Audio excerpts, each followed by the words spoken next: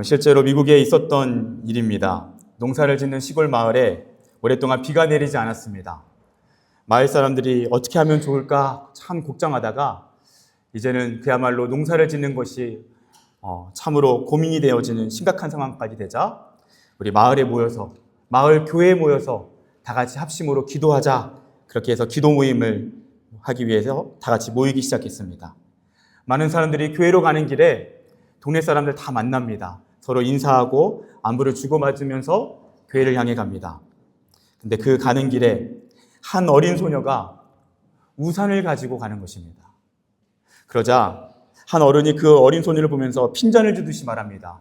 아니, 왜 비도 안 오는데 우산을 가지고 오느냐고. 지금 얼마나 오랫동안 가뭄인지 아냐고. 그랬더니 어린 소녀가 이렇게 대답합니다. 아니, 오늘 비가 내리기를 위해서 기도하는 날 아닌가요? 그러면 하나님이 응답하셔서 우리는 우산을 쓰고 돌아가야 되지 않을까요? 아주 당돌하게 대답한 것입니다. 여러분, 우리는 그리스도인이라는 이름 안에서 다들 기도를 합니다. 아마 기도를 하지 않는 그리스도인은 없을 것입니다. 근데 문제는요, 우리가 기도할 때의 그 모습이 이 어린 소녀와 같은 순수한 믿음이라기보다는 대부분의 마을 사람들처럼 나의 기도가 과연 응답될까? 그러한 응답에 대한 믿음과 확신이 없이 의심과 그리고 어쩌면 냉소적인 모습으로 형식적으로 기도하고 있는지도 모릅니다.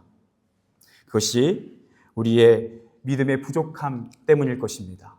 그런데요, 그것만이 아닌 것도 사실입니다. 그렇게 기도하다가 기도의 응답에 대해서 기대하지 않는 분들을 보면요, 가끔가다 그런 소리를 듣습니다.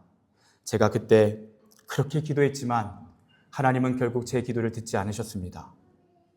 그래서 제 안에 기도로 인한 상처가 있고 하나님에 대한 서운함, 아쉬움, 그리고 하나님에 대한 불편한 마음이 있습니다. 종종 그런 분들도 만나는 것이 사실입니다. 여러분, 그런데 오늘 말씀은요, 기도에 대해서 우리에게 뭐라고 이야기하는지 우리가 다시 한번 주목해 볼 필요가 있습니다. 오늘 9절과 10절 말씀을요, 우리 다시 한번 합독해서 한번 읽어보겠습니다. 우리 9절과 10절 말씀 힘차게 한번 읽겠습니다. 시작. 내가 또 너희에게 이르노니 구하라 그러면 너희에게 주실 것이요, 찾으라 그러면 찾아낼 것이요, 문을 두드리라 그러면 너희에게 열릴 것이니 구하는 이마다 받을 것이요, 찾는 이는 찾아낼 것이요, 두드리는 이에게는 열릴 것이니라. 아멘. 여러분, 오늘 말씀에서는요, 구하라 라고 얘기하고요, 찾으라 그리고 문을 두드리라 라고 말씀합니다. 모두 현재 명령어로 되어 있습니다. 여러분, 헬라어에서 현재 명령어는요, 어떤 의미를 가지고 있냐면 반복과 계속이라고 하는 의미를 가지고 있습니다. 계속 기도하라는 것입니다. 반복해서 기도하라는 것입니다. 끊임없이 기도하라는 것입니다. 언제까지 기도하라고요? 응답될 때까지 계속해서 포기하지 말고 끝까지 기도하라고 오늘 말씀은 우리에게 이야기합니다. 그래서 아직 기도에 응답이 되지 않았다면 기도에 응답이 될 때까지 포기하지 않고 끝까지 기도해 보라는 것입니다. 근데 이런 말씀 앞에서도요, 기도 응답에 대한 우리의 불만은 잘 해소되지 않는 것 같습니다. 우리는 이러한 기도에 대한 불만을 어떻게 좀 해소하고 나가야 할까요? 저는 오늘 이 말씀에서 하나님과 우리와의 관계를 어떻게 이야기하고 있는지를 통해서 그 불만을 해소할 수 있는 실마리가 있다라고 말씀드리고 싶습니다. 여러분, 오늘 본문을 보십시오. 오늘 본문은요, 11절에요. 너희 중에 아버지인 된 자로서 누가 아들이 생선을 달라 하는데 라고 얘기하면서 하나님께서 우리의 아버지시고 우리는 그분의 아들, 자녀라는 것으로 분명히 이야기합니다. 그리고요, 13절도 마찬가지입니다. 하물며 너희 하늘 아버지께서 구하는 자에게 성령을 주시지 않겠느냐. 하나님은 우리의 아버지십니다. 그리고 우리는 그분의 자녀라는 것입니다. 그래서요, 하나님이 우리의 아버지시고 우리가 그분의 자녀라면 그 관계 속에서 우리의 기도가 어떠한 의미인지를 조금 더 정확하게 알 수 있다는 것입니다. 미국의 발달 심리학의 권위자인 다이애나 바움린드라고 하는 교수님이 계셨습니다. 예일대에서 가르치셨던 그런 교수님이신데요. 이분은 부모의 양육 방식을 연구했습니다. 그래서 그 부분에 대한 굉장히 권위자라고 할 수 있죠. 그분은요, 부모의 양육 방식에는 4가지가 있다라고 얘기합니다. 첫 번째는요, 허용적인 부모입니다. 두 번째는 권위 있는 부모고, 세 번째는 무관심한 부모고, 네 번째는 독재자 같은 부모입니다. 우리가 딱 이 4가지의 부모의 유형을 들었을 때 무관심한 부모, 독재자 같은 부모, 이런 모습은 누구나 잘못된 방식일 거라고 한눈에 눈치차릴 수 있습니다. 가장 이상적인 부모의 방식은요, 권위 있는 부모입니다. 가장 적절한 따뜻함과 통제가 결합된 그런 모습으로서 자녀를 양육합니다. 가능한 요구에 대해서는 관대하게 허용해 줍니다. 하지만 반대로 안 되는 것에 대해서는 일관된 기준으로 안 된다라고 이야기하고요, 분명하게 거절하는 부모입니다. 이런 부모 밑에서 자란 아이들은요, 건강한 신뢰감을 형성하고요, 자기 통제력을 갖춥니다. 그리고 친근한 성격을 형성한다고 합니다. 개인적인 행복도도 높은 것으로 나왔습니다. 그런데요, 이 4가지 부모 중에서 사람들에게 이 부모가 좋은 부모인지 나쁜 부모인지 조금 헷갈리는 부모가 있습니다. 바로 허용적인 부모입니다. 가까이에서 보면 참 이렇게 자녀들을 적극적으로 사랑으로 표현하면서 애정을 표현하면서 자녀를 양육합니다.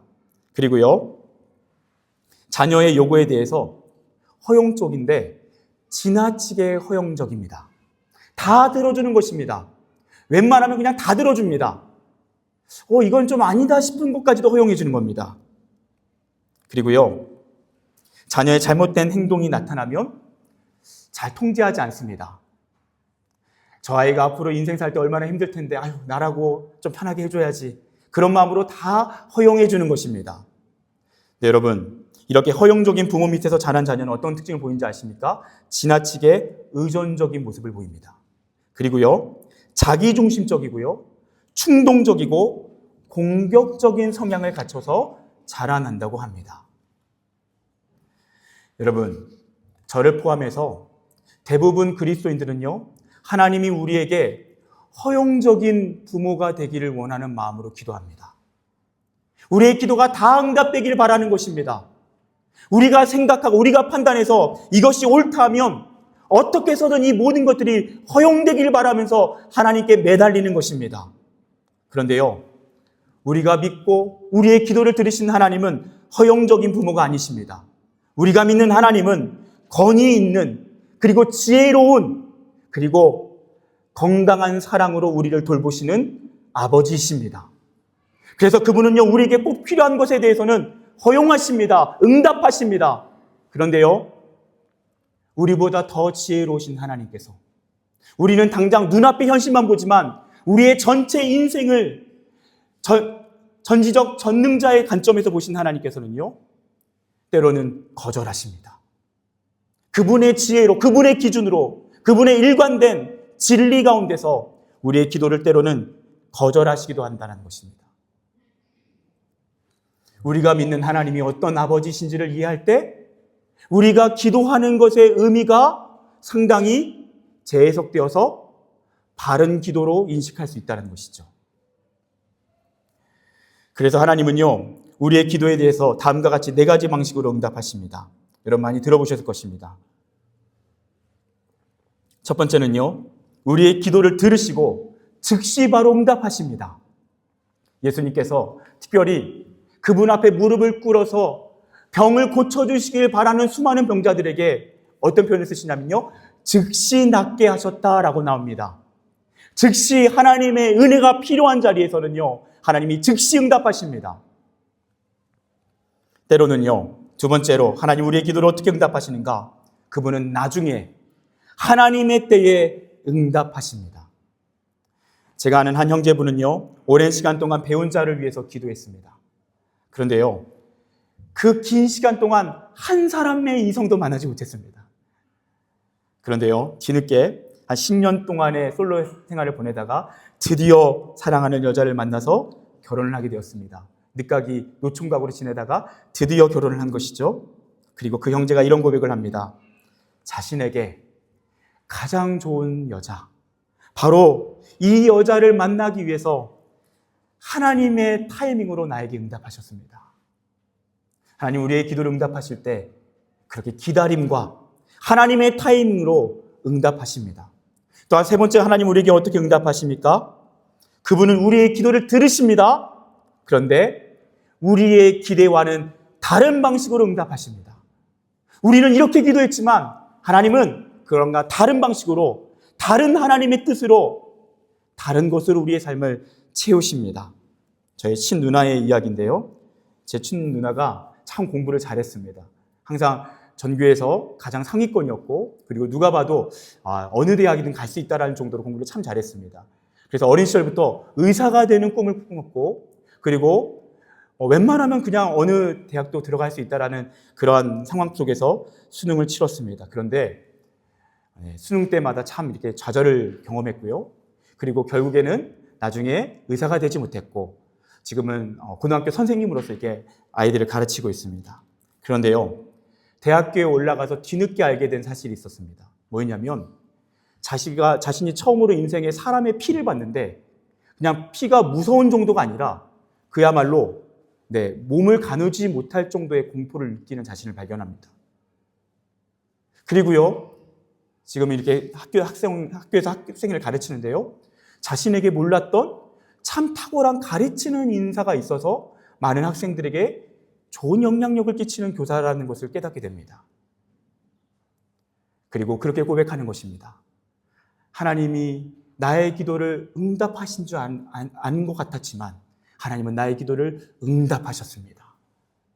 내가 기도한 것과 나의 기도와 다른 방식으로 응답하셨습니다. 그런데 그 응답은 나에게 더 좋은 것이었습니다.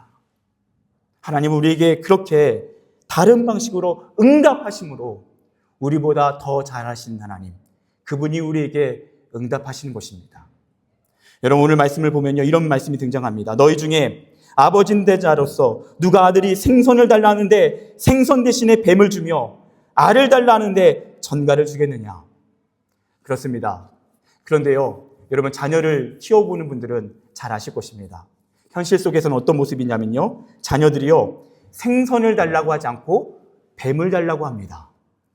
그렇죠? 알을 달라고 하지 않고 전갈을 달라고 합니다. 위험한 그런 것을 보면요, 더 흥미를 느끼고 갖고 놀고 싶어 합니다. 그때 좋은 아버지는 어떻게 할까요? 전갈을 달라고 하면 전갈을 줍니까?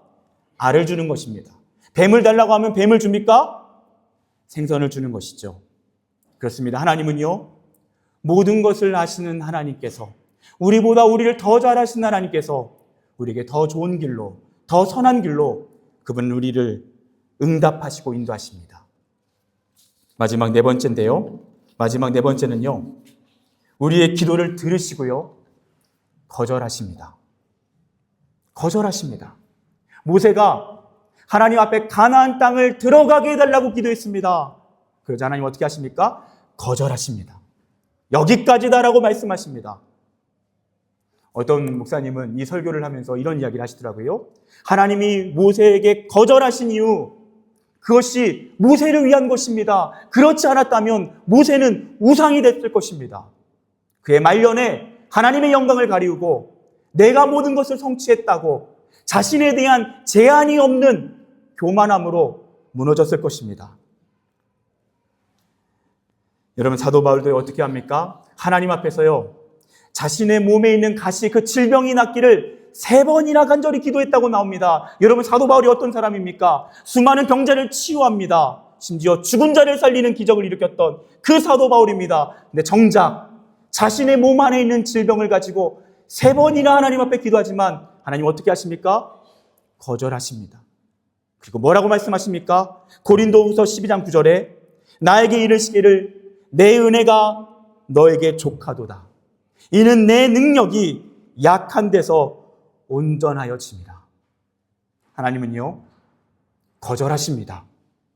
그리고 너가 그 질병을 통한 약함을 통해서 온전하다라고 말씀하십니다. 그 약함이 있기 때문에 오히려 살아계신 하나님을 끝까지 붙잡고 나갈 수 있는 강한 믿음의 사람이 될 수 있다라고 말씀하십니다. 프랑스의 유명한 작가 중에 알랭드 부통이라는 작가가 있죠. 그분이 한 번은 한 이야기를 하면서 이러한 이야기를 하는 것을 들은 적이 있습니다. 진짜 훌륭한 사람은 말이죠, 확실하게 밑바닥을 찍어보고 그 순간을 버텨내고 그걸 이겨낸 사람들입니다. 그들은 견딜 수 없는 삶의 무게 앞에서 나는 강하다는 그 허상을 내려놓을 수밖에 없었거든요. 그들은 결국 밑바닥을 치고 이렇게 고백할 수밖에 없었죠. 저는 감당이 안 됩니다. 지금 전 너무 약합니다. 도와주십시오.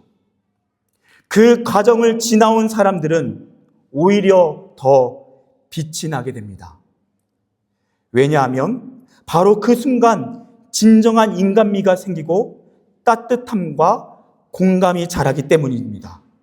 그러한 사람들에게 먼저 느껴지는 건 깊은 겸손입니다. 그 안쪽에 차분히 자리 잡은 겸손함입니다. 하나님은요, 우리의 기도에 참 인색하실 만큼 거절하실 때가 있습니다. 그리고 그 거절도 응답이라고 말씀하십니다. 권위 있는 부모가 허영 있는 부모와 다르게 바른 기준을 통해서 거절하는 것처럼 하나님은 그분의 기준과 그분의 지혜와 우리를 향한 깊은 이해를 품고 때로는 거절하십니다. 사랑하는 여러분, 혹시 이 자리에 기도하다가 좌절하신 분들 계십니까? 하나님의 거절 앞에 아직도 상처받은 분들 계십니까? 여러분, 조금만 더 용기 내어 하나님을 신뢰하십시오. 하나님은 아버지십니다. 그분은 무분별한 아버지가 아니라요, 그분은 지혜로운 분이시고 그분은 건강하게 우리를 사랑하는 분이시고 우리를 끝까지 책임지시는 아버지십니다. 기도에 실망하고 기도에 좌절하고 기도에 상처받은 여러분, 다시 그 아버지께 나아가 아버지의 품 안에서 아버지를 신뢰하며 다시 기도를 시작할 수 있기를 축복합니다. 그것이 우리가 하나님을 아버지라고 다시 한번 온전히 인정할 때 우리의 기도에 대한 길이 열리게 되는 것입니다. 이렇게 하늘 아버지께서는요, 우리의 기도에 다양한 방식으로 응답해 주십니다. 그리고요, 우리의 기도 가운데 결국에는 가장 좋은 것으로 응답하십니다. 여러분, 이것을 믿으셔야 합니다. 우리가 기도하는 것보다 하나님은요, 더 중요한 하나님의 뜻을 그 가운데 이루시고 응답하십니다. 우리는 그것을 믿어야 합니다. 그리고 그것이 무엇인지를 분명히 알아야 합니다. 오늘 13절 말씀인데요, 우리 13절 말씀을 다 같이 한번 합독하도록 하겠습니다. 함께 읽겠습니다. 시작. 너희가 악할지라도 좋은 것을 자식에게 줄 줄 알거든 하물며 너희 하늘 아버지께서 구하는 자에게 성령을 주시지 않겠느냐 하시니라. 여러분, 우리가 읽은 이 본문의 말씀은 사실 마태복음에도 동일하게 기록되어 있습니다. 그리고 마태복음 7장 11절에 보면요, 이 말씀이 정확하게 일치하다가 마지막에 조금 다르다라는 것을 알게 됩니다. 너희가 악한 자라도 좋은 것으로 자식에게 줄 줄 알거든 하물며 하늘에 계신 너희 아버지께서 구하는 자에게 좋은 것으로 주시지 않겠느냐. 좋은 것을 주신다라는 것입니다. 근데 오늘 우리가 읽은 이 누가복음 본문에서는요, 그 좋은 것을 성령이라고 분명히 말씀하고 있습니다. 그렇습니다. 우리는 하나님께 좋은 것을 구합니다. 그때 하나님은요, 우리에게 가장 좋은 것을 주십니다. 그 가장 좋은 것은 무엇입니까? 바로 성령 하나님이신 줄 믿습니다. 하나님 우리에게 성령 하나님을 주십니다. 그런데 우리는 그 성령님이 어떤 분이신지를 정확하게 이해해야 합니다. 마태복음 10장 20절, 너희 속에서 말씀하시는 이 곧 너희 아버지의 성령이시니라. 여러분, 성령님은 어떤 분이십니까? 성령님은요, 아버지의 영이십니다. 아버지 하나님이 우리와 함께 하시는데요, 그 하나님은 우리와 어떻게 함께 하십니까? 아버지의 영이신 성령으로 함께 하시는 줄 믿습니다. 여러분, 우리가 어떻게 찬양했죠? 나를 지으신 주님, 내 안에 계셔. 처음부터 내 삶은 그의 손에 있었죠. 여러분, 이 고백은요, 엄청난 고백입니다. 나를 지으신 주님, 어디에 계시다고요? 내 아래에 계셔. 와, 여러분 놀랍지 않습니까? 나를 지으신 창조주, 온 우주 만물의 근원이신 아버지 하나님, 그분이 어디 계신다고요? 그분은 하늘에도 계시고요, 온 세상에 그분은 편만하게 함께 하십니다. 그리고 어디에 계신다고요? 내 안에 계셔. 어떻게 계신다고요?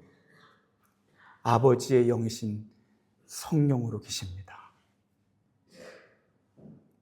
여러분, 그분이 아버지의 영으로 우리 안에 계신 이유는 무엇입니까? 그분이 우리에게 성령을 주시겠다라는 것은 어떤 의미입니까? 하나님 아버지께서 그 자신을 우리에게 주시겠다라는 것입니다. 그 자신을 우리 안에 주셔서 내가 너와 영원히 함께 하겠다라는 것입니다. 그 사랑의 관계로 응답하시겠다라는 것입니다. 그 사랑의 동행으로 우리와 끝까지 그 기도 가운데 영원히 함께 하시겠다라는 것입니다. 토마스 키링이라고 하는 분의 기도 중에 이런 내용이 등장합니다.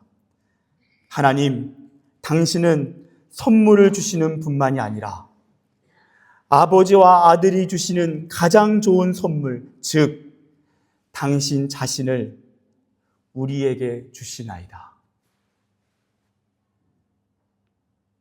사랑하는 여러분, 하나님이 우리의 기도에 응답하십니다. 우리는 다양한 기도의 제목으로 기도하지만, 하나님 그 기도에 다양한 방식으로 응답하지만, 하나님 그 기도 때마다 그분은 동일한 아버지의 뜻으로 응답하십니다. 그것은 무엇입니까? 하나님 자신을 우리에게 주시는 것입니다. 아버지의 영이신 성령으로 우리의 기도 가운데 함께 하시고, 그 필요한 순간만이 아니라 영원히 우리와 함께 하시는 분, 그분이 우리의 아버지이신 줄 믿습니다. 한국에 참 존경받는 목사님께서 수십 년 동안 목회하시고 은퇴하시면서 그 은퇴사에 이렇게 말씀하셨다고 합니다. 여러분, 그 수십 년의 세월 동안 얼마나 하고 싶은 말이 많이 있으시겠습니까? 그 은퇴하시는 그 중요한 자리에 얼마나 그 삶에 관통하는 소중한 조언들이 많겠습니까? 근데 그분은 이렇게 말씀하셨습니다. 저를 들의 풀도 아닌, 산의 바위도 아닌 인간으로 지으셔서 하나님과 평생 소통하며 살 수 있게 해주셔서 감사합니다. 다시 한번요. 하나님, 저를 들의 풀도 아닌, 산의 바위도 아닌 인간으로 지으셔서 하나님과 평생 소통하며 살 수 있게 해주셔서 감사합니다. 사랑하는 여러분, 다시 기도하십시오. 하나님 우리의 기도에 응답하실 것입니다. 그리고 가장 좋은 것을 주십니다. 아버지의 영으로 하나님 아버지 그분 자신을 우리에게 주실 것입니다. 그리고 평생 그 기도 가운데 소통하며 그 하나님 아버지와 영원히 함께하는 영광을 누리게 하실 줄 믿습니다. 그렇게 다시 기도하고 끝까지 기도하고 아버지 하나님과 소통하며 기도하는 그런 저와 여러분 되시기를 진심으로 축복합니다. 우리 함께 찬양하겠습니다.